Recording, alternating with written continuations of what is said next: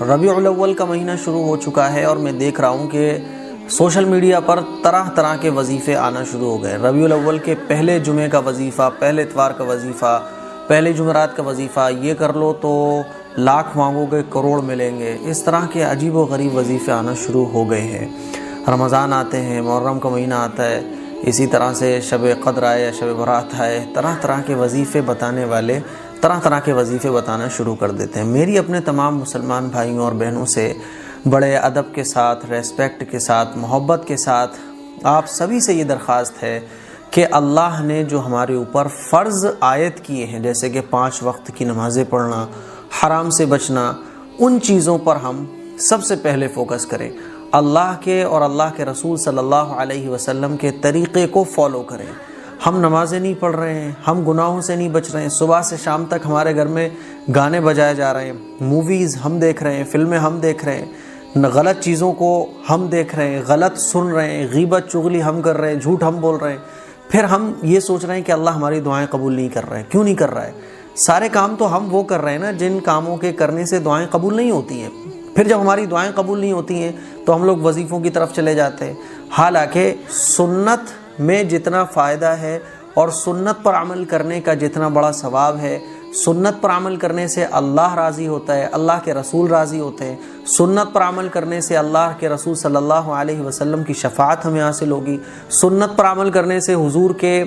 مبارک ہاتھوں کے ذریعے ہمیں حوض کوثر کا پانی نصیب ہوگا، سنت پر عمل کرنے والے کو حضور کے قدموں میں جنت میں جگہ ملے گی۔ تو سنت پر عمل کرنے میں بڑا فائدہ ہے۔ مجدد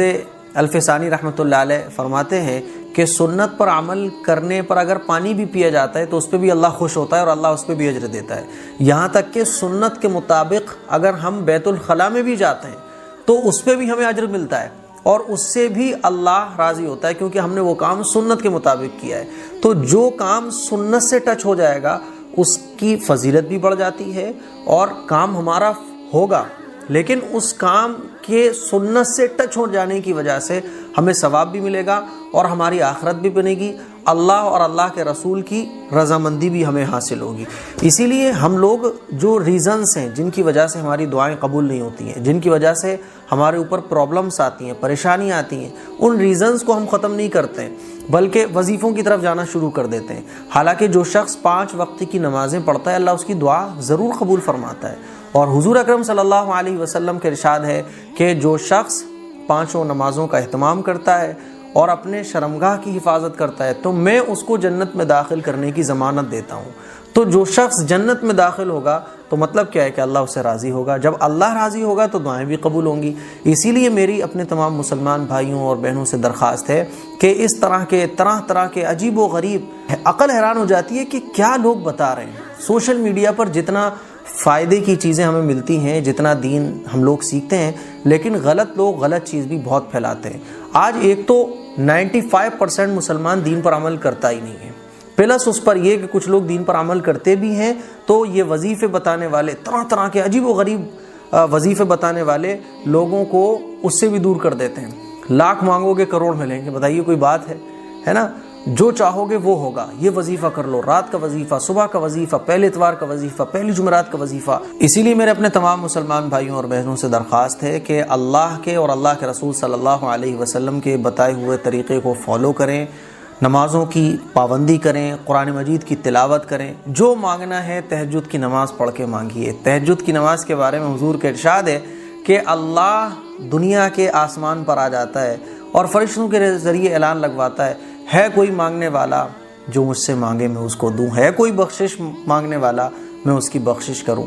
ہے کوئی مجھ سے طلب کرنے والا کہ میں اس کو وہ دوں جو وہ مانگنا چاہتا ہے۔ تو اللہ تعالیٰ تو آسمانی دنیا پر آ کر تہجد کے وقت میں اعلان لگواتا ہے، تہجد کے وقت کی دعا قبول ہوتی ہے، اور حضور اکرم صلی اللہ علیہ وسلم کا ارشاد ہے کہ قرآن مجید جب مکمل ہوتا ہے تو اللہ تعالیٰ دعا قبول فرماتا ہے۔ فرض نماز کے بعد جو دعا مانگی جاتی ہے وہ قبولیت کے بہت قریب ہوتی ہے۔ ماں باپ کی خدمت کرنے کے بعد جو دعا ملتی ہے وہ ڈائریکٹ اللہ قبول فرماتا ہے۔ یہ سارے نبی کے ارشادات ہیں، کہیں حضور اکرم صلی اللہ علیہ وسلم نے یہ نہیں فرمایا کہ یہ وظیفہ کر لو اور یہ کر لو وہ کر لو۔ عجیب حیرانی کی بات ہوتی ہے کہ ہم لوگ اچھے خاصے عقل مند ہو کے ان چیزوں میں کیوں لگ جاتے ہیں؟ اسی لیے میری بڑے ادب اور احترام کے ساتھ اپنے تمام مسلمان بھائیوں سے گزارش ہے کہ ان وظیفوں کے چکروں سے بچیے۔ ہاں کوئی بزرگ ہیں، کوئی مولانا صاحب ہیں، کوئی متقی ہیں، کوئی اللہ والے ہیں، اگر وہ کوئی وظیفہ بتائیں، کوئی عمل بتائیں جو قرآن و حدیث سے ثابت ہو، قرآن و حدیث کے خلاف نہ ہو، اس کو آپ کر سکتے ہیں۔ لیکن یاد رکھیے گا،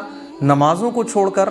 اور جو اللہ نے فرض ہم پر عائد کی ہیں ان کو چھوڑ کر، اللہ اور اللہ کے رسول کی نافرمانی کر کے، صبح سے شام تک گناہ کر کے ہم یہ سوچیں کہ وظیفہ کر کے ہم اپنا کام بنوا لیں گے، خدا کی قسم کبھی کام نہیں بن سکتا۔ کام بنے گا تو اللہ کو راضی کر کے بنے گا، کام بنے گا تو اللہ کے رسول صلی اللہ علیہ وسلم کو راضی کرنے والے کام کر کے ہمارا کام بنے گا۔ اب صبح سے شام تک ہمارے گھر میں، ہماری زندگی میں، ہمارے صبح سے شام تک کی جو پوری زندگی ہے وہ اللہ اور اللہ کے رسول کی نافرمانی کے ساتھ